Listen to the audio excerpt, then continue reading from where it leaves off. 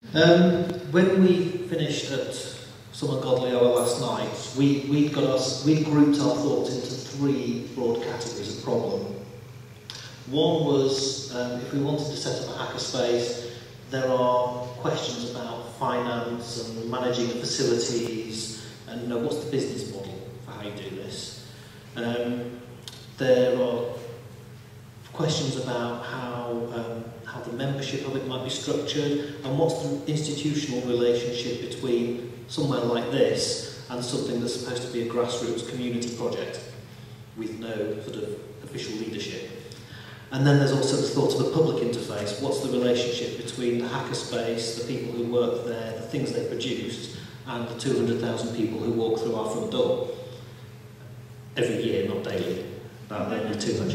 So we started this morning thinking we will be able to actually divide those tasks up and tackle them one by one, and actually realised we couldn't, because you can group those issues into three, or you can group them into 2 or 6, or they all merge into each other quite clearly. So we had one sort of semi-free-form discussion that has pretty much carried on all day, but has flagged up some really quite interesting thoughts, which with hindsight will seem quite obvious, I think, but needed to go through that process to get to. One is that the current financial climate presents us, and is presenting the arts world generally, with a great opportunity, which is, if you're looking for an empty shop, now's a really good time to be looking. There are lots of them, and there are projects to try and make these available for artists, either as, primarily thinking in terms of gallery spaces, which got us thinking, well, what if we were to think of a trial hackerspace more like a temporary exhibition project? So it's something that has a fixed life. It's something that is a participatory project with a very specialist group of participants.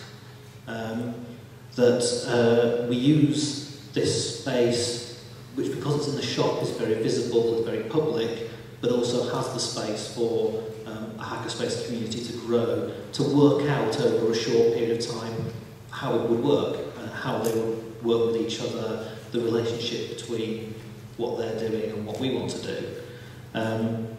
Without necessarily being committed to going beyond that, but with the potential that we could continue, or that there could be a period where it has a nomadic life and moves to different venues.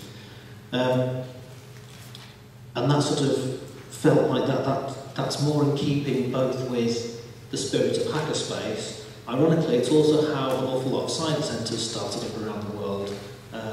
One of the first ones in the UK was Techniquest in Cardiff, which started off in an old gasboard showroom in a shopping centre. So there's actually a heritage link to what we do as well. So it starts to feel quite familiar. That leads to, we think, some next steps.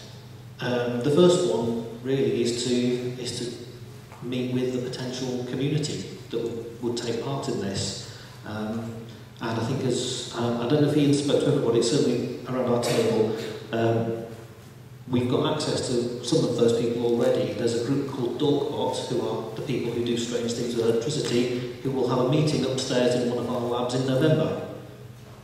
There are 4 or 5 other groups of potentially like-minded people who meet up across the region. There's a group of programmers who have first Monday of every month called Super Mondays. There's a group who have regular bar camp gatherings in the northeast. There's a group of technology people who meet up in Tyneside Cinema every month. There are the fantastically named Girl Geeks gatherings in the northeast, and Newcastle Craft Mafia. And we think, yeah, really, they knit you something you can't refuse. They are all groups that meet already spontaneously. What we don't know yet, and what we would then like to try out, is have they all ever met together in the same place? And we think that organising that sort of event would also give us a sense of, really, is there a hackerspace community here ready to go? What we think we can put in as the sort of the institution, the man in this mix, is while there are projects to try and gather together empty shops to make available for artists' work, this isn't quite that use. It's not a gallery space we're looking to create. However, if we get in touch with landlords, we're more likely to get our calls answered and get meetings than random individuals. We can also set up meetings with the local authority to make sure we actually can get permission to do this in a shop and to find out what we're not allowed to do in a shop. And start the ball rolling with a number of funders. And because a pilot might well be structured like a temporary exhibition stroke outreach project, that's a finite thing that's fundable in a much easier way than give us some money to build a thing, which is not the best pitch to make in a recession.